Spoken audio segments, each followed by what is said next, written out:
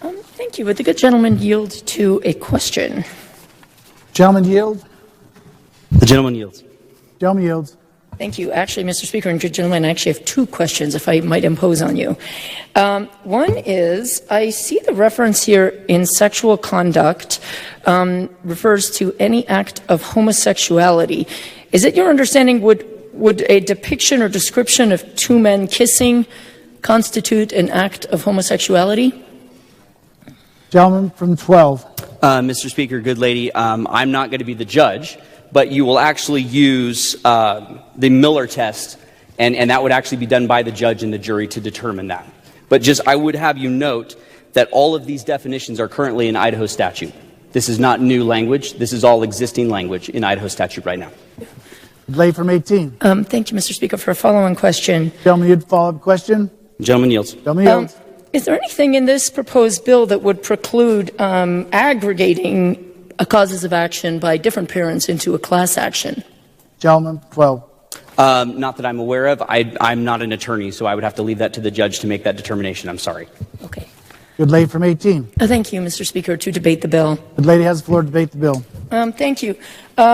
I understand that it is in the background state of the law, but I am deeply, but it is expanded substantially through this bill by creating this broad cause of action.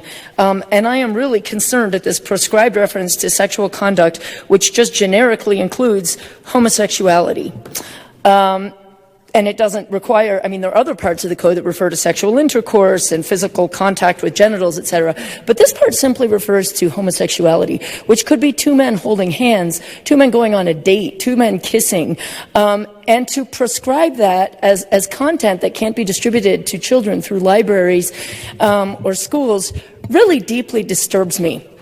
And I'm going to move on to some other topics in a minute, but I have a gay son who is perfect. I wouldn't change a thing about him. But he's known he was gay since he was 5 or 6 years old. And I guarantee that in most classrooms, if not all classrooms throughout this state, there are minors, whether they be 5 years old, 6 years old, 12 years old, who know that they're gay. If you talk to gay people, they know from a very young age. The schools haven't made them gay. Nobody's made them gay. They were just born that way, and they know it. And it can be a very lonely existence. You're living in this world where you're bombarded with heterosexual imagery, and everything you see around you, all the movies, all the TV shows, all the books, show men and women married together, men and women going on dates.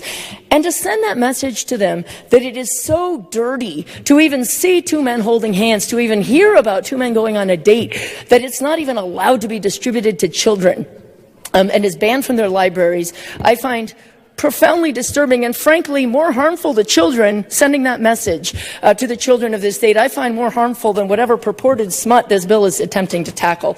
So at a baseline, I'm really disturbed at that. But this civil action, we're seeing civil actions everywhere, and it's very, very concerning because it fundamentally transforms how this thing is going to operate. You're now creating an incentive. You're putting a bounty for the plaintiffs' lawyers of this state to bring class actions, because there's a lot of people that go to libraries, there's a lot of people that go to schools. If you can get $2,500 a pop for every one of the kids that walked into that library, you're talking big money.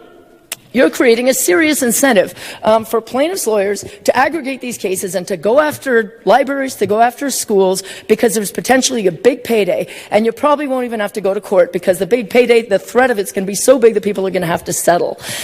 So you're really fundamental. You're no longer talking about the Miller definition of obscenity. What you're talking about at this point is a threat of mass liability that is so grave and so severe that they can't get near this stuff with a 10-foot pole. They don't dare bring anything that anybody might ever consider, sexual conduct or appealing to prurient interests. And I would note to you that actually we're not talking about the Miller test, that actually merely under this bill, because it says one and or of A or B, so B alone is enough to trigger this liability, and B says the quality of any material or any description or representation in whatever form which as a whole has the dominant effect of substantially arousing sexual desires. So any work that anybody think might arouse somebody's sexual desires in the book would be enough to trigger this bill. And again, that could be $2,500 a pop for everybody that accessed that work. So the upshot is that nobody under 18 is going to be allowed to have access to anything other than Goodnight Moon and Curious George. And this is not productive. We want kids to read. We want kids to read things that are interesting and relevant to them. And actually that brings me to another concern with this, is that it feels very ham-handed and frustrating to me to treat all minors the same. What a 17-year-old and what a 5-year-old can read is very, very different. And this basically says, nobody under the age of 18 can read a Judy Blume book because there are some references, or at least no library will dare carry them because they're getting into some very dicey territory where they could be sued for a lot of money, and the incentives are very high for the plaintiff's bar to find a way to sue them for that. And I mean, there are great, great books that teenagers should be reading that I can't see any library carrying or allowing children to read under this. Books like, The Absolutely True Diary of a Part-Time Indian, winner of the National Book Award. Fantastic book that is written for a young adult crowd. That is a perfect book for a 15-year-old, 16-year-old, 17-year-old to read. But because it references masturbation, I don't believe any librarian would ever let them borrow that book. So I think we're really intellectually hampering what our children will be allowed to read or access under this. I think it subjects our librarians and schools to staggering liability when you aggregate, again, when you look at it through the lens of a class action, which is how it should be looked at. Although, frankly, even on a standalone basis, these libraries and schools run such lean budgets that even a $2,500 hit, I think, is terrifying enough that they wouldn't dare carry these books. And I don't think we're doing the kids of this state a favor by saying that the only book they're allowed to read is Goodnight Moon. This is just a very bad bill for many reasons. And again, I'm most of all just really concerned. Well, I'm for many, many reasons, but I'm really concerned at sending this message that nobody under the age of 18 is allowed to read anything that mentions homosexuality because it's just too dirty for them to even ponder. That's very upsetting to me personally. So I hope you will give this your red light.